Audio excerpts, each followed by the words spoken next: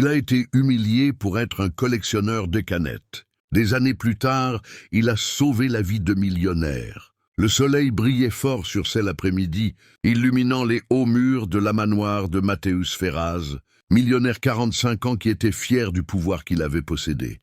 Il était assis sur une chaise fer dans le jardin, entouré de fleurs entretenues par des jardiniers, tandis qu'Œil tenait un verre de vin cher dans sa main à droite et le téléphone portable à gauche. Votre yeux étaient rivés sur l'écran, analysaient des graphiques et des messages à faire, comme si rien d'autre n'existait et était important.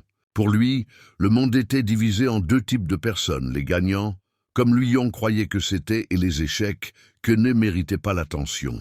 Sa fille, Juliana, âgée de seulement 11 ans, a regardé le porte du manoir. Il avait les cheveux raidés qui tombaient sur les épaules et un regard curieux, plein de tendresse. C'est alors que ses yeux, fixés sur un garçon de même âge, de l'autre côté de la barrière, Guilherme poussait une charrette. Supermarché rouillé, plein de canettes écrasées qui brillaient sous les oreilles, transpiraient abondamment. Ses vêtements étaient usés, les baskets avaient des trous, mais même s'il portait un sourire timide.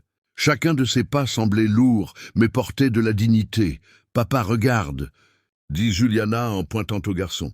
« Il collectionne canettes. Puis-je lui donner une bouteille d'eau ?» Matthäus leva les yeux de son téléphone portable avec irritation.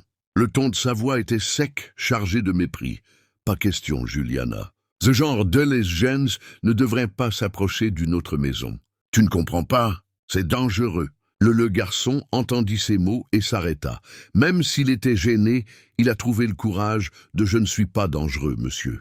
Je collectionne juste des canettes pour aider mon mère achète de la nourriture. Aujourd'hui, j'ai mangé un peu de pain. » La réaction de Matthew fut immédiate. Il se leva de sa chaise et a pointé son doigt vers le garçon, le visage marqué par l'arrogance. « Tais-toi. Les histoires tristes ne m'intéressent pas. Bouge. Sors d'ici, gamin clochard. Va chercher un travail à vérité et ne plus jamais s'en approcher, ma fille. » Le silence s'empara de Jardin. Juliana était paralysée, les yeux remplis de larmes, lorsqu'il vit la dureté de son père. Guilherme, à son tour, prit une profonde inspiration, essayant de retenir ses larmes. Il lentement poussait le chariot, mais avant de continuer, il regarda Juliana. Ses yeux, malgré la douleur, montraient une force inhabituelle. Juliana, prise par compassion, courut à la cuisine. Sans le père la remarquer, il a pris une miche, de peine enveloppée dans une serviette, et une bouteille d'eau. Il revint silencieusement et, avec un cœur battant, il passa la main à l'un garçon à travers la clôture. « Prends-le, mais cache-le, mon père ne voit pas. » Guilherme a pris le pain et de l'eau avec précaution, comme s'y détenait un trésor. Ses yeux remplis de luminosité, pas seulement de faim, mais avec gratitude. Il regarda Juliana fermement et dit « Je ne le ferai jamais, oublie ça.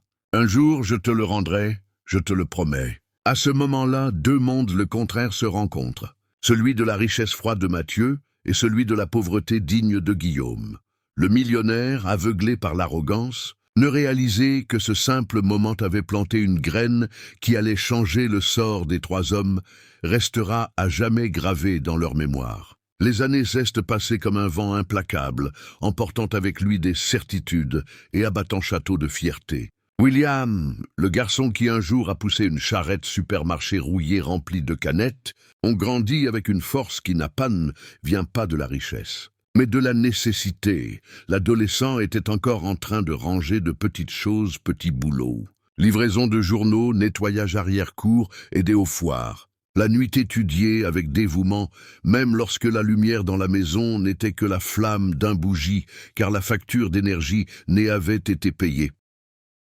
N'ai jamais oublié la promesse faite à fille, à la porte. Cette bouteille d'eau et ce pain avaient été plus que nourriture. Ils avaient servi de carburant pour de croire que la bonté existe. Avec effort et discipline, Guilherme a obtenu une bourse dans une école technique. Ensuite, par mérite et notes élevées, a obtenu une place en médecine et une université publique. Tandis que beaucoup ne croyaient pas en lui, il m'accrochait au rêve de porter une blouse de laboratoire blanc et prendre soin des vies. Porter dans le cœur le souvenir de Juliana, qui m'aime sans savoir que c'était le premier fil d'espoir qui l'a empêché de abandonner. Pendant que Guilherme grimpait étape par étape, la vie de Mathieu Ferraz a suivi le chemin opposé. L'empire qu'il avait construit avec les investissements risqués ont commencé à s'effondrer. Un partenaire l'a trahi. Des contrats à plusieurs millions de dollars ont été annulés et les dettes ont été multipliées. Ce manoir qui un jour était un symbole de pouvoir, il est devenu juste un souvenir amer. Les voitures de luxe étaient vendues, voyages à l'étranger cessés et amis d'affaires disparus comme la fumée dans le vent. De soudain, Mathieu s'est retrouvé à vivre dans un petit appartement loué uniquement avec. C'était l'histoire d'aujourd'hui. Écris dans les commentaires le nom de ta ville, je veux savoir d'où tu nous regardes. Et si tu n'es pas encore abonné à la chaîne, profites-en pour t'abonner maintenant et partage cette vidéo avec plus de personnes. Je t'attends dans la prochaine vidéo.